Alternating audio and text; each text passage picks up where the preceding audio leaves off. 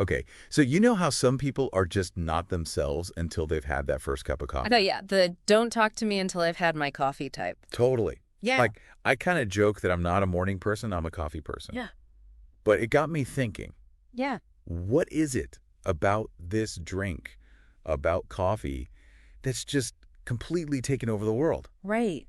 I mean, it's everywhere. So that's what we're going to do in this deep dive. Huh? Like a deep dive into everything coffee. I love it. From, the history, how it started, to the science, all that good stuff. So, get ready to learn some stuff about your favorite morning beverage.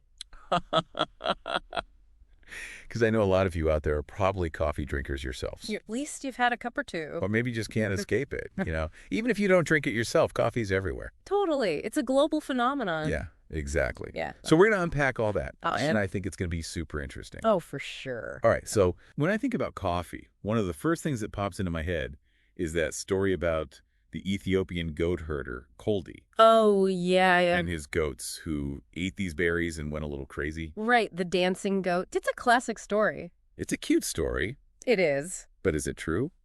Well, like a lot of origin stories, it's probably more legend than fact. Oh, okay. Yeah, the earliest versions of that story didn't actually appear until the 17th century, which is long after coffee was already a well-established thing. Interesting. So no dancing goats leading us to coffee. I know, it's a bummer, right? What about the tale of Sheikh Omar, discovering coffee's powers while wandering in the desert? Another great story, but again, it doesn't really hold up historically. Oh, okay. The most reliable evidence points to coffee being used in Yemen by the mid-15th century, Okay. specifically by Sufi mystics who used it to help them stay alert during their spiritual practices and rituals. So from a spiritual drink to a global phenomenon, that's a pretty huge jump. You can say that again. How did that even happen? Right. It's fascinating to think about. It is. And, even the word coffee itself gives us a clue about its journey. Oh, how so? Well, it comes from the Arabic word qawa. So every time we grab a latte, we're connecting with that ancient Arabic root. Exactly. I mean, it's amazing when you think about it. It is.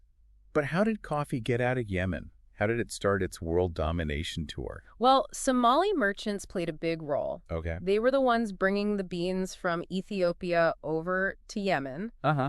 And from there, it spread across the Middle East. Okay. And then to North Africa throughout the 16th century. Okay. But the leap to the wider world involved a bit of, let's say, adventure. Oh. Yeah, there's this great story about a Sufi named Baba Budan Okay. who, he wanted to share coffee with his homeland, but taking the beans out of Yemen was strictly forbidden. Oh, wow. So what did he do? Wow. He smuggled 7 coffee beans out strapped to his chest. Seriously. Seriously. Talk about dedication to your morning cup. Yeah. I know. Wow. That takes the idea of a coffee run to a whole new level. Right. It just shows how something as simple as a bean can have this crazy global journey. You got it. And I'm guessing that journey didn't stop there. Not even close. So what happened next? Well, as coffee moved into Europe, its story got really intertwined with, believe it or not, religion. Oh, wow. Really? Yeah.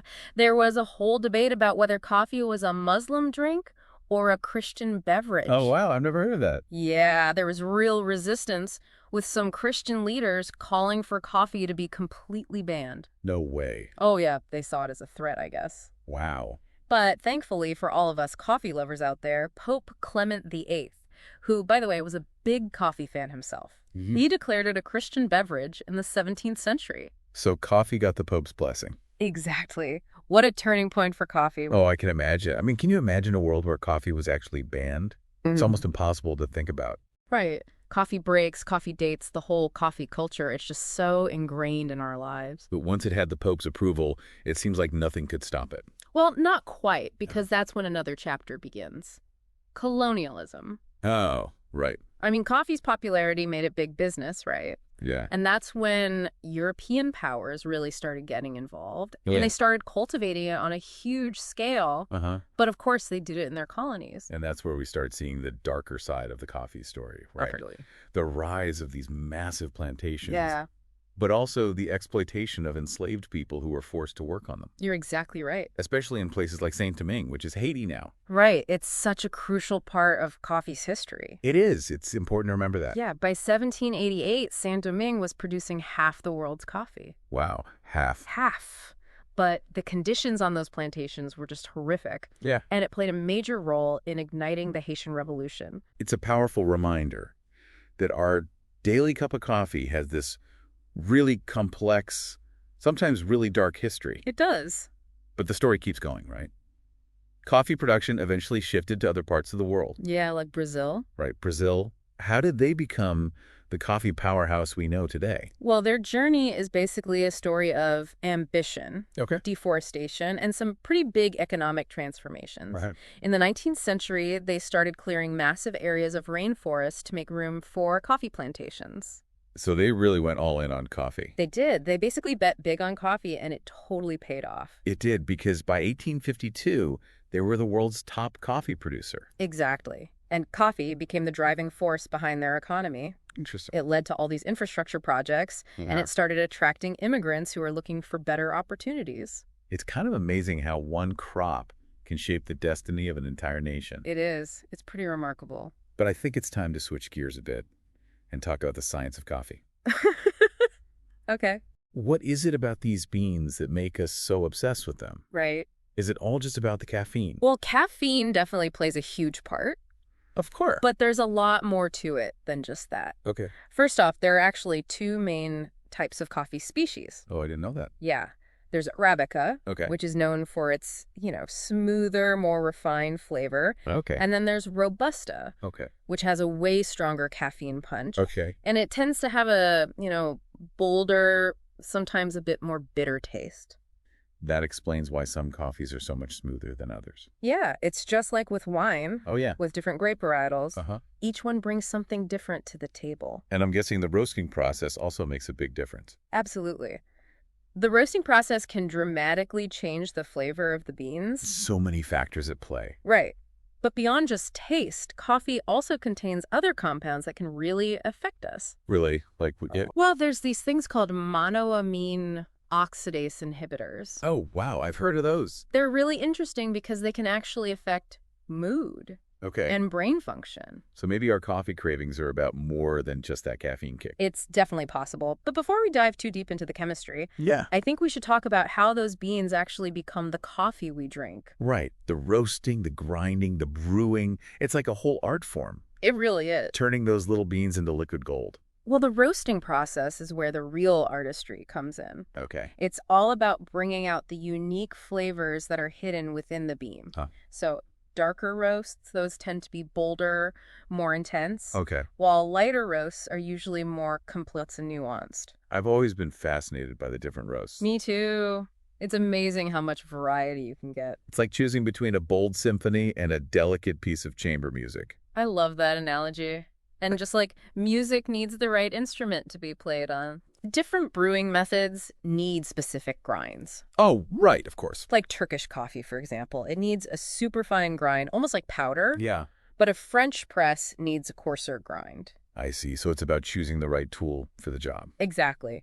But beyond that basic cup of coffee, there's a whole world of specialty coffee waiting to be discovered. Oh, yeah. Yeah. Single origin beans, direct trade relationships between farmers and roasters, ethical sourcing. It's a whole movement that's really changing how we experience coffee.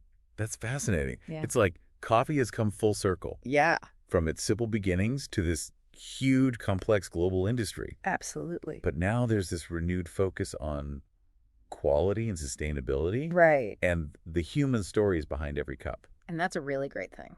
It is. Yeah, it really is amazing how much there is to the coffee when you really start digging into it. Right. We could talk about this stuff for hours. Easily. And it's funny, before we started talking about the science and all the different ways to make coffee, we were discussing those attempts to ban coffee outright. Oh, yeah. Yeah.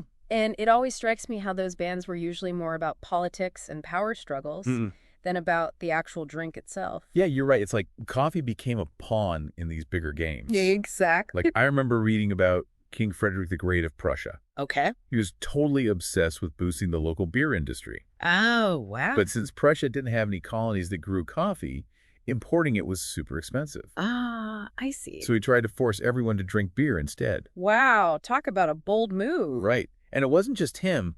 Sweden had similar coffee bans in the 18th century. Yeah.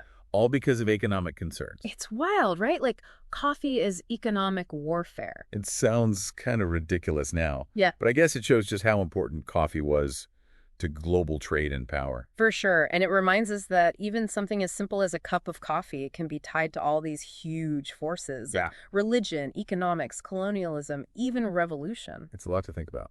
It is. But what's really cool is that despite all that chaos, coffee has thrived. Yeah. It's a testament to its adaptability and how it's been embraced by so many different cultures. Absolutely. And speaking of culture, I think that's another really interesting aspect of coffee, right? Oh, definitely. All the different rituals and traditions. Yeah. The folklore, the ways that different cultures have made coffee their own. It's fascinating. I remember that story about Baba Budan. The one who smuggled the beans out of Yemen. Yeah. In some cultures, he's considered a total hero. Right, like a folk hero who brought coffee to the world. I mean, what a legacy. It's pretty incredible. And then there's the Oromo people in Ethiopia. Oh, yeah. They have this tradition of planting coffee trees on the graves of powerful sorcerers. Wow. I've never heard of that. Yeah, and their belief is that the very first coffee bush actually sprouted from the tears of the god of heaven, who shed them over the body of a sorcerer. That's beautiful. It is, right? Like Okay. connecting coffee to the spiritual realm. It just shows how something so ordinary can have such deep meaning. Exact. And it's not just folklore. Coffee has also been a big inspiration for artists throughout history. Really? Like who? Well, Johann Sebastian Bach actually composed a whole cantata about coffee. Wait, seriously? Like a whole musical piece dedicated to coffee? Yeah. It's called the Coffee Cantata. Wow. And it's actually pretty funny. Bach was kind of satirizing the coffee craze of the time, Oh, that's great. poking fun at those who were super obsessed with their daily cup. Sounds like something we could relate to today. Oh, absolutely. Coffee addiction is definitely nothing new. But before we wrap things up, I want to circle back to the science of coffee for a minute. Okay. We talked about caffeine and those mood-altering compounds. But what else is in those beans? What are we actually putting into our bodies? Well, one thing that might surprise people is that coffee is a pretty good source of dietary fiber. Really? I never thought of coffee as a fiber powerhouse. Right. It's actually more than a lot of other beverages like orange juice. That's a nice bonus. Yeah. And then there are polyphenols, which are antioxidants. Okay. And they've been linked to all sorts of health benefits. So coffee is more than just a delicious pick-me-up. It seems so. It's part of history. It's woven into cultures around the world. Yeah. And it might even be giving our bodies a little boost. Well, like with most things, moderation is key. Of course. But overall, research suggests that coffee, when enjoyed mindfully, Yeah. can be part of a healthy lifestyle. That's good to hear. Yeah. But before we get too carried away with all the good news, Yeah. we should probably take a minute, just to appreciate this incredible drink. Yeah, it's amazing. This beverage that's been bringing people together and, sparking all these conversations for centuries. Seriously, it's been around for so long. And it's funny. We started this deep dive talking about my own kind of coffee ritual, that don't talk to me until I've had my coffee feeling that so many of us have. Totally. But now after, going through all this, the history, the science, the culture, the whole thing, it's like my morning cup just feels, I don't know, richer. Yeah, more meaningful, right? Yeah, exactly. It's like we've peeled back all these layers. Mhm. We found this whole world of connections Yeah. and stories, and they were always there. It's like uncovering a hidden universe. It is.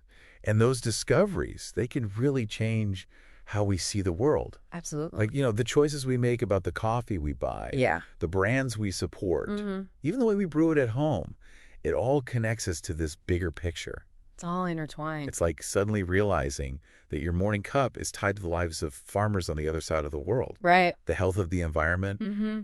the social and economic forces that are shaping things. All of it? It's a lot.